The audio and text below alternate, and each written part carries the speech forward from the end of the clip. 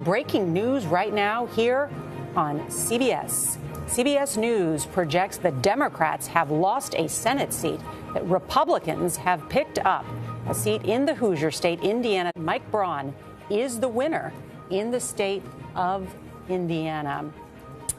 It's a big deal, John. Yeah. It's really big. Trump was just there on Monday in this state, rallying there. This is actually a state, according to the exit polls, the Kavanaugh vote also had a bit of an impact. Yeah, it's a state, 19 points Donald Trump won this state by.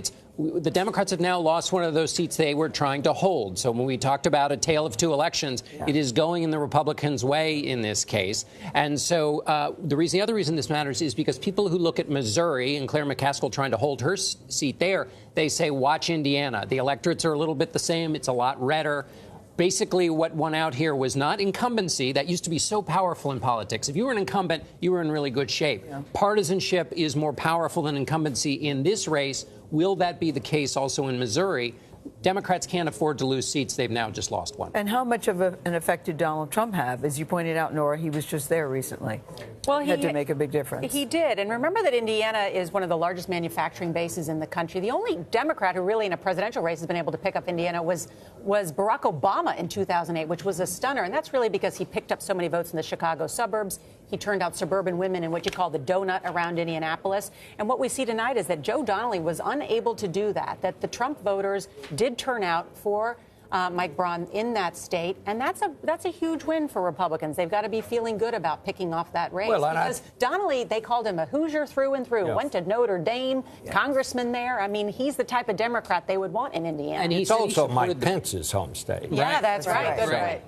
He said he supported the border wall and talked about the liberal left. Donnelly did. So he was running. And Claire McCaskill as well, by the way. Has said those kinds of things. Yeah. So many parallels between Indiana and Missouri here, as you mentioned. We should talk to Nancy Cordes and Ed O'Keefe about that, because I know you're both talking to your sources tonight who are saying the Democrats are thinking, oh, my, we lost Indiana. What's next? They really are, Nora, because Joe Donnelly was not one of the Democrats that they thought was most vulnerable tonight. They think Heidi Heitkamp, even Claire McCaskill, are more vulnerable than he should have been. And one thing that we're seeing in this race in the exit polls that's so fascinating is that his vote on Supreme Court Justice Brett Kavanaugh may have played a role. This was so fraught for all of these red state Democrats who had to make a very difficult decision on an issue that completely galvanized not just Congress, but the country for a full couple of months, and that was whether to support Brett Kavanaugh despite some of the sexual assault allegations that came out against him during his nomination process. Well, Donnelly decided after a lot of reflection not to vote for Kavanaugh to be confirmed. And that was an area where he really broke with the majority in his state.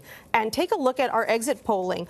We asked people whether they thought that his Kavanaugh vote was important to them.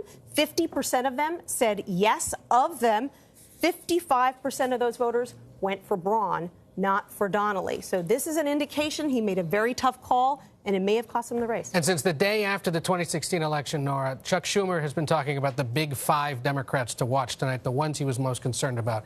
Donnelly is one. Nelson in Florida is another. McCaskill in Missouri. Tester in Montana. And Heitkamp in North Dakota. If Donnelly goes down because he voted against Kavanaugh in a state that is increasingly Republican, that bodes poorly for McCaskill tonight and Heitkamp, two other states that have grown even more Republican in recent years. But, this is a sign that Kavanaugh may indeed have had an effect, at least in these Senate races, as the president has gone across the country over the last 6 weeks talking about them.